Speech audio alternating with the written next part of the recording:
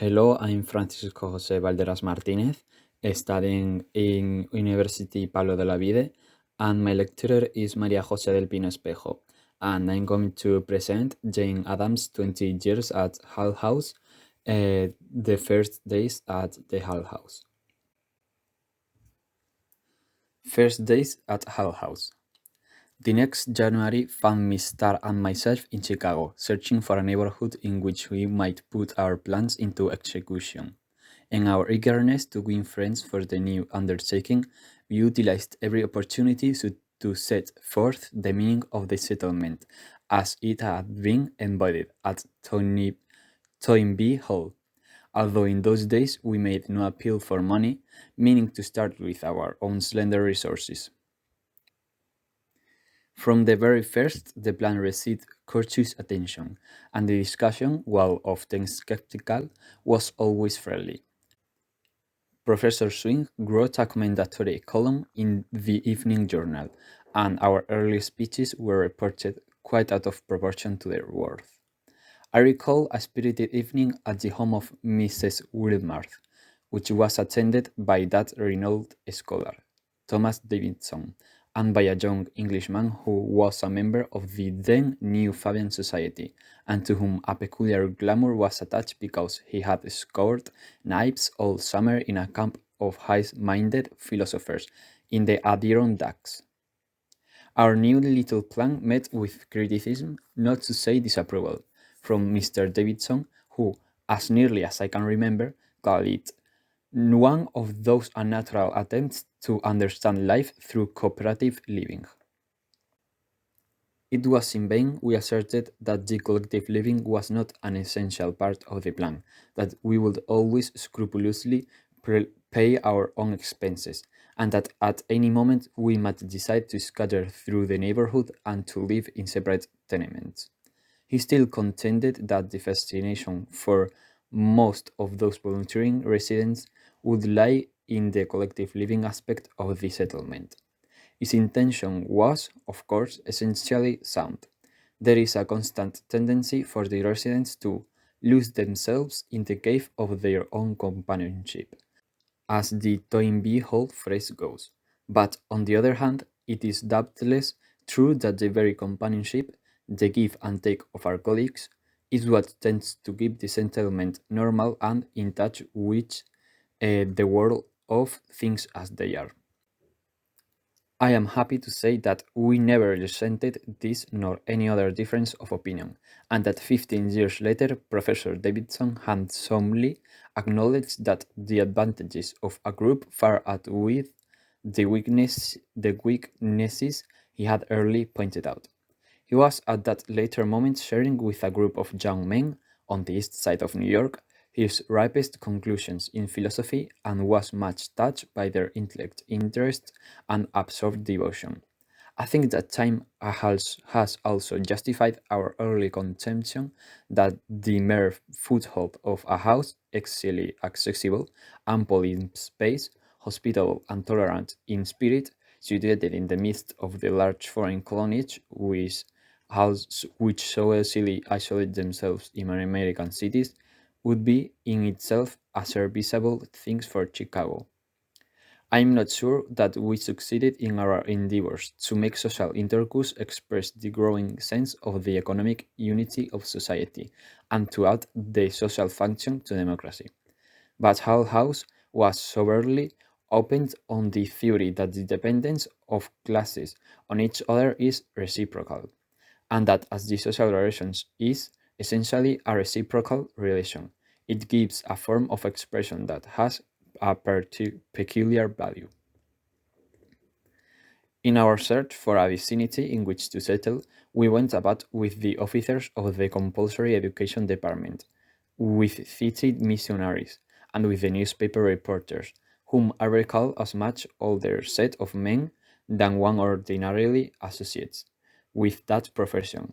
Or perhaps I was solely sent out with the older ones on what they must all have considered a quixotic mission. One Sunday afternoon in the late winter, a reporter took me to visit a so-called anarchist Sunday school, several of which were to be found on the northwest side of the city.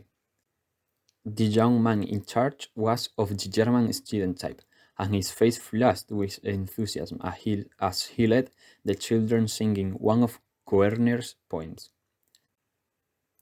The newspapersman, who did not understand German, asked me what abominable stuff they were singing, but he seemed dissatisfied with my translation of the simple words and darkly intimated that they were deep ones, and had probably fooled me. When I replied that Koerner was an ardent German poet whose songs inspired his countrymen to resist the aggressions of Napoleon, and that his banned poems were found in the most respectable libraries, he looked at me rather askance, and and there had my first intimation that to treat a Chicago man, who is called an anarchist, as you would treat any other citizen, is to lay yourself open to deep suspicion. Another Sunday afternoon in the early spring, on the way to a Bohemian mission on the carriage of one of its founders, we passed a fine old house standing well back from the street, surrounded on three sides by a broad piazza which was supported by wooden pillars of exceptionally pure Corinthian design and proportion. I was so attracted by the house that I set forth to visit it the next day, but though I searched for it then and for several days after, I could not find it, and at length I most reluctantly gave up the search.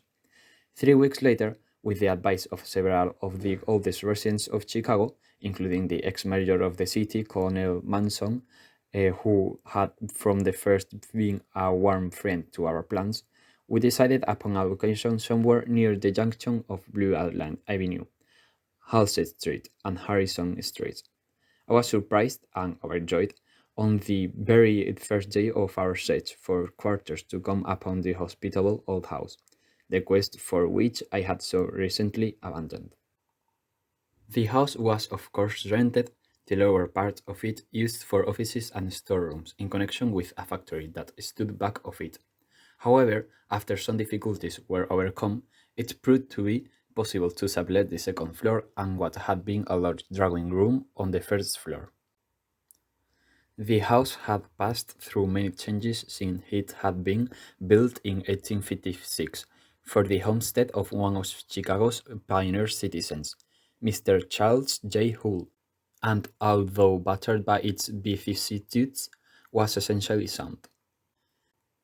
Before it had been occupied by the factory, it had sheltered a second-hand furniture store, and at one time the Little Sisters of the Poor had used it for a home for the aged. It had a half-skeptical reputation for a haunted attic, so far respected by tenants living on the second floor that they always kept a large pitcher full of water on the attic stairs. Their explanation of this custom was so incoherent that I was sure it was a survival of the belief that a ghost could not cross running water. But perhaps that interpretation was only my eagerness for finding folklore. The fine old house responded kindly to repairs, its wide hall and open fireplace always ensuring it a gracious aspect. Its generous owner, Miss Helen Culver, in the following spring gave us a free leasehold of the entire house. Her kindness has continued throughout the years until the group of 13 buildings, which at present comprises our equipment, is built largely upon hand which Miss Culver has put at the service of the settlement, which bears Mr. Hall's name. In those days, the house stood between an undertaking establishment and a saloon. Night, Death, and the Devil, the three were called by a Chicago wit, and yet any mock heroics which might be implied by comparing this settlement to a night quickly dropped away under the genuine kindness and hearty welcome extended to us by the families living up and down the street. We furnished the house as we would have furnished it were it in another part of the city, with the photographs and another impedimenta we had collected in Europe, and with a few bits of family mahogany. While all the new furniture which was bought was enduring in quality, we were careful to keep it in character with the fine old residence. Probably no young matron ever placed her own things in her own house with more pleasure than with which we first furnished Hull House. We believed that the settlement may logically bring to its aid all those adjuncts which the cultivated man regards as good and suggestive of the best life of the past. On the 18th of September 1889, Mr. and I moved to it, with Miss Mary Kaiser, who began performing the housework, but who quickly developed into a very important factor in the life of the vicinity, as well as that of the household, and whose death 5 years later was most sincerely mourned by hundreds of our neighbors. In our enthusiasm over settling, the first night we forgot not only to lock but to close a side door opening on Polk Street, and we were much pleased in the morning to find that we possessed a fine illustration of the honesty and kindliness of our neighbors. Our first guest was an interesting young woman who lived in a neighboring tenement, whose widowed mother aided her in the support of the family by scrambling at downtown theater every night. The mother, of English birth, was well-bred and carefully educated, but was in the midst of that bitter struggle which awaits so many strangers in American cities, who find that their social position tends to be measured solely by the standards of living they are able to maintain. Our guest has long since married the struggling young lawyer to whom she was then engaged, and he is now leading his profession in an eastern city. She recalls that month's experience always with a sense of amusement over the fact that the succession of visitors who came to see the new settlement invariably questioned her most minutely concerning these people without one suspecting that they were talking to one who had been identified with the neighborhood from childhood. I at least was able to draw a lesson from the incident, and I never addressed a Chicago audience on the subject of the settlement and its vicinity without inviting a neighbor to go with me. That I might curb any hasty generalization by the consciousness that I had an auditor who knew the conditions more intimately than I could hope to do. Halsted Street has grown so familiar during 20 years of residence that it is difficult to recall its gradual changes, the withdrawal of the more prosperous Irish and Germans, and the slow substitution of Russian Jews, Italians, and Greeks. A description of the street such I gave in those early addresses still stands in my mind as sympathetic and correct. Halsted Street is 32 miles long and one of the great thoroughfares of Chicago. Polk Street crosses it midway between the stockyards to the south and the shipbuilding yards on the north branch of the Chicago River. For the 6 miles between these two industries, the street is lined with shops of butchers and grocers, with dingy and gorgeous salons, and pretentious establishments from the sale of ready-made clothing. Polk Street, running west from Halsted Street, grows rapidly more prosperous. Running a mile east to State Street, it grows steadily worse, and crosses a network of on the corners of Clark Street and Fifth Avenue. Hull House once stood in the suburbs, but the city has steadily grown up around it, and its site now has corners on the 3 of 4 foreign colonies. Between Halsted Street and the river live about 10,000 Italians and Neapolitans, Sicilians, and Calabrians, with an occasional Lombard or Venetian. To the south of 12th Street, there are many Germans, and side streets are given over almost entirely to Polish and Russian Jews. Still farther south, these Jewish colonies merge into a huge Bohemian colony, so vast that Chicago ranks as the third Bohemian city in the world. To the north, there are many Canadian French clannish in spite of their long residence in America, and to the north are Irish and first-generation Americans. On the streets directly west and farther north are well-to-do English-speaking families, many of whom own their own houses and have lived in the neighborhood for years. One man is still living in his old farmhouse. The policy of the public authorities of never taking an initiative and always waiting to be urged to do their duty is obviously fatal in a neighborhood where there is little initiative among the citizens. The idea of underlying our self-government breaks down in such a word.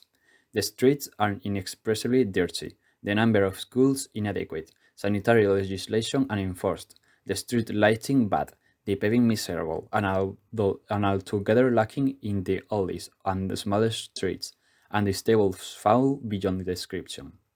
Hundreds of houses are unconnected with the street sewer. The older and written inhabitants seem anxious to move away as rapidly as they can afford it. They make room for newly arrived immigrants who are densely ignorant of civic duties. This substitution of the older inhabitants is accomplished industrially also, in the south and east quarters of the yard. The Jews and Italians do the finishing for the great clothing manufacturers, formerly done by American, Irish, and Germans, who refuse to submit to the extremely low prices to which the sweating system has reduced their successors. As the design of the sweating system is the elimination of rent from the manufacture of clothing, the outside work is begun after the clothing leaves the cutter. An unscrupulous constructor regards no basement as too dark, no stable loft too full, no rear shanty too provisional, no tenement room too small for his workroom, as these conditions imply low rental. Hence, these shops abound in the worst of the foreign districts, where the sweater easily finds his cheap basement and his home finishers. The houses of the world, for the most part wooden, were originally built for one family and are now occupied by several. They are after the type of the inconvenient frame cottages found in the poorer suburbs 20 years ago. Many of them were built where they now stand. Others were brought thither on rollers, because their previous sites had been taken by factories. The fewer brick tenement buildings, which are 3 or 4 stories high, are comparatively new, and there are large tenements. The little wooden houses have a contemporary aspect, and for this reason, perhaps, the tenement house legislation in Chicago is totally inadequate. Yard tenements flourish. Many houses have no water supply, save the faucet in the backyard. There are no fire escapes. The garbage and ashes are placed in wooden boxes, which are fastened to the street pavements. One of the most discouraging features about the present system of tenement houses is that many are owned by sordid and ignorant immigrants. The theory that wealth brings responsibility, that possession entails at length education and refinement, in these cases fails utterly. The children of an Italian immigrant owner may shine shoes in the street, and his wife may pick rags from the street gutter, laboriously sorting them in a dingy court. Wealth may do something for her self-complacency and feeling of consequence. It centrally does nothing for her comfort or her children's improvement, nor for the cleanliness of anyone concerned. Another thing that prevents better houses in Chicago is the tentative attitude of the real estatemen. Many and several conditions are allowed to continue, which would be regarded with horror if they were considered permanent. Meanwhile, the wretched conditions persist until at least 2 generations of children have been born and reared in them. In every neighborhood where poorer people live, because rents are supposed to be cheaper there, is an element which, although uncertain in the individual, in the aggregate can be counted upon. It is composed of people of former education upon opportunity who have cherished ambitions and prospects, but who are caricatures of what they meant to be, hollow ghosts which blame the living men. There are times in many lives when there is a cessation of energy, a loss of power. Men and women of education and refinement come to live in a cheaper neighborhood because they lack the ability to make money, because of ill health, because of an unfortunate marriage, or for other reasons which do not imply criminality or stupidity.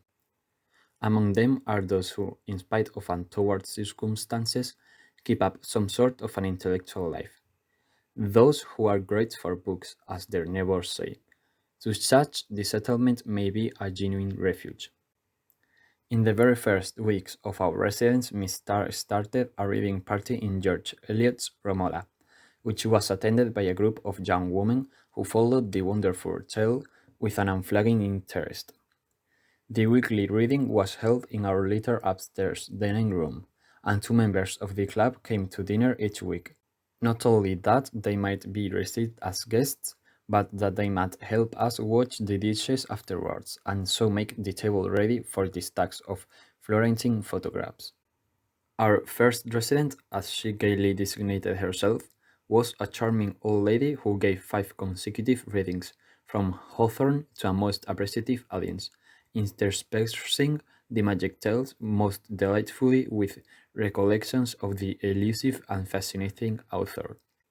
Years before, she had lived at Brook Farm as a pupil of the Ripleys, and she came to us for 10 days because she wished to live once more in an atmosphere where idealism ran high. We thus early found the type of class which throughout all the years has remained most popular, a combination of a social atmosphere with serious study. Volunteers to the new undertaking came quickly. A charming young girl conducted a kindergarten in the drawing room, coming regularly every morning from her home in a distant part of the north side of the city. Although a tablet to her memory has stood upon a mantel shelf in Hull House for 5 years, we still associate her most vividly with the play of little children, first in her kindergarten and then in her own nursery, which furnish a veritable illustration of Victor Hugo's definition of heaven, a place where parents are always young and children always little. Her daily presence for the first 2 years made it quite impossible for us to become too solemn and self-conscious in our strenuous routine, for her mirth and buoyancy were irresistible, and her eager desire to share the life of the neighborhood never failed, although it was often put to a severe test. One day at luncheon she gaily recited her futile attempt to impress temperance principles upon the mind of an Italian mother, to whom she had returned a small daughter of 5 sent to the kindergarten, in quite a horrid state of intoxication, from the wine-soaked bread upon which she had breakfasted. The mother, with the gentle courtesy of a South Italian, listened politely to her graphic portrayal of the untimely end awaiting so immature a wine bibber. But long before the lecture was finished, quite unconscious of the incongruity, she hospitably set forth her best wines, and when her baffled guest refused one after the other, she disappeared, only to quickly return with a small dark glass of whiskey, saying reassuringly, "See, I have brought you the true American drink." This recital ended in seriocomic despair, with the rueful statement that the impression I probably made on her darkened mind was that it was the American custom to breakfast children on bread soaked in whiskey instead of light Italian wine. That first kindergarten was a constant source of education to us. We were much surprised to find social distinctions even among its lambs, although greatly amused with the neat formulation made by the superior little Italian boy who refused to sit beside uncouth little Angelina because "we'd our macaroni this way," imitating the movement of a fork from a plate to his mouth, and she ate her macaroni this way, holding his hand high in the air and throwing back his head, that his wide open mouth might receive an imaginary cascade. Angelina gravely nodded her little head in approval of this distinction between gentry and peasant. But isn't it astonishing that merely table manners are made such a test all the way along? Was the comment of their democratic teacher. Another memory which refuses to be associated with death, which came to her all too soon, is that of the young girl who organized our first really successful club of boys, holding their fascinated interest by the old chivalric tales, set forth so dramatically and vividly that checkers and jockstraws were abandoned by all the other clubs on Boys' Day, that their members might form a listening fringe to the young heroes. I met a member of the latter club one day as he flung himself out of the house in the rage by which an emotional boy hopes to keep from shedding tears. "There is no use coming here anymore. Prince Ronald is dead," he gruffly explained as we passed. We encourage the younger boys in tournaments and dramatics of all sorts, and we somewhat fatuously believe that boys who were early interested in adventurers or explorers might later want to know the lives of living statesmen and inventors. It is needless to add that the boys quickly responded to such a program and that the only difficulty lay in finding leaders who were able to carry it out. This difficulty has been with us throughout all the years of growth and development in the Boys Club until now, with its five-story building, its splendid equipment of shops, of recreation and study rooms. That group alone is successful, which commands the services of a resourceful and devoted leader. The dozens of younger children who from the first came to Hull House were organized into groups, which were not quite classes and not quite clubs. The value of these groups consisted almost entirely in arousing a higher imagination and in giving the children the opportunity which they could not have in the crowded schools for initiative and for independent social relationships. The public schools then contained little handwork of any sort, so that naturally any instruction which we provided for the children took the direction of this supplementary work. But it required a constant effort that the pressure of poverty itself should not defeat the educational aim. The Italian girls in the sewing classes would count the day lost when they could not carry home a garment, and the insistence that it should be neatly made seemed a super refinement to those in dire need of clothing. As these clubs have been continued during the 20 years, they have developed in classes in the many forms of handicraft, which the newer education is so rapidly adapting for the delight of children. But they still keep their essentially social character and still minister to that large number of children who leave school the very week they are 14 years old, only too eager to close the schoolroom doom forever on a tiresome task that is at last well over. It seems to us important that these children shall find themselves permanently attached to a house that offers them evening clubs and classes with their old companions, that merges as easily as possible the school life into the working life, and does what it can to find places for the bewildered young things looking for work. A large proportion of the delinquent boys brought into the juvenile court in Chicago are the oldest sons in large families whose wages are needed at home. The grades from which many of them leave school, as the records show, are piteously far from the seventh and eighth, where the very first instruction in manual training is given, nor have they been caught by any other abiding interest.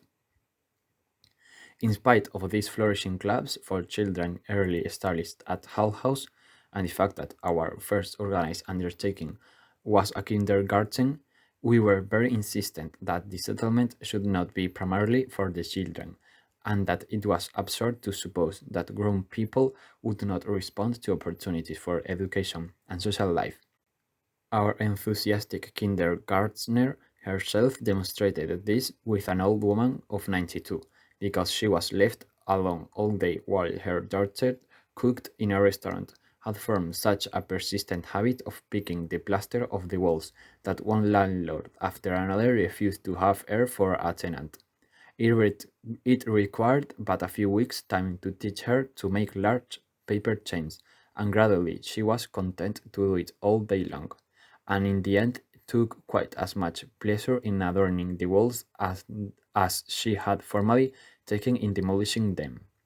Fortunately, the landlord had never heard the aesthetic principle that exposure of basic construction is more desirable than gaudy decoration. In course of time it was discovered that the old woman could speak Gaelic, and when one or two great professors came to see her, the neighborhood was filled with pride that such a wonder lived in their midst. To mitigate life for a woman of 90 was an unfailing refutation of the statement that the settlement was designed for the young. So this has been just the reading of a certain part of 20 years at Hull House, which I have found interesting because it really shows you the kind of sociology that Jane Addams was doing, as opposed to the sitting in an office kind of sociology that has, for example, Max Weber.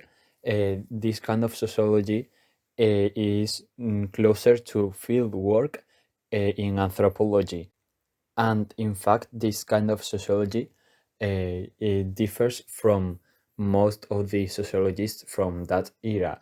In fact, Thomas Davidson, a member of the New Freedom Society back then, said that this was one of those unnatural attempts to understand life through cooperative living.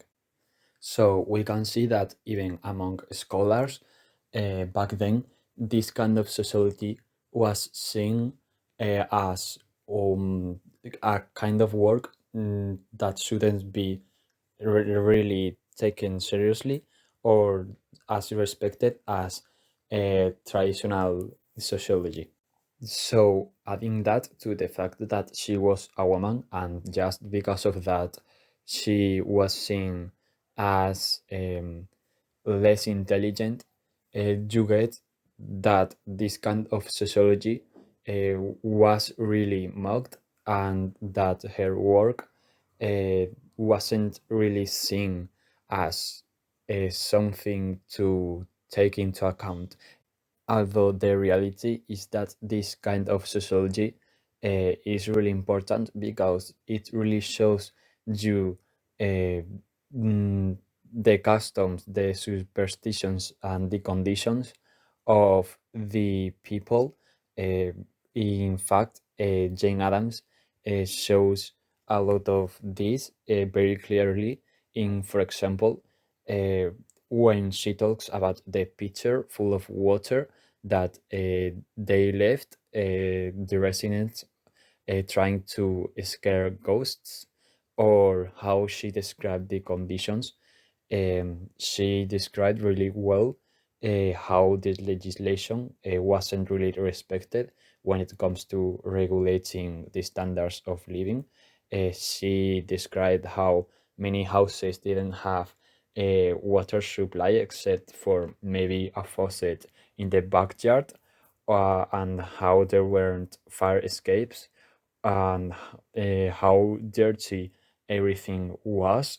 She described some places as dingy and gave a lot of detail about how it was like to be there, and the differences among the residents, not just among the rich and poor residents, but also between the poor residents themselves.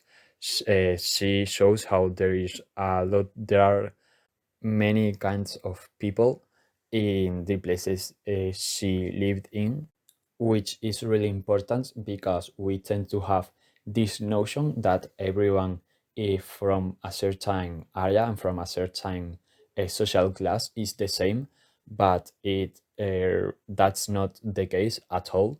And she describes the kind of people that live in a certain place with a certain uh, type inside of a certain class type, and it really shows how vast the differences are between them.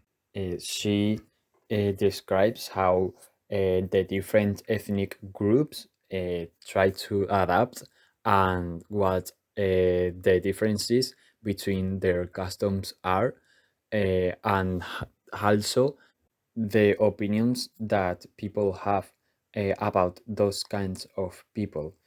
She talks about how the well-read people are usually respected, but that also there is a lot of discrimination, especially from the rich and older residents who want to leave the area because immigrants are coming in. Overall, this kind of sociology is very important. It has always been, and Jane Addams is a very good example of the kind of sociology that needs to be that well could really use a little bit more of our attention and resources.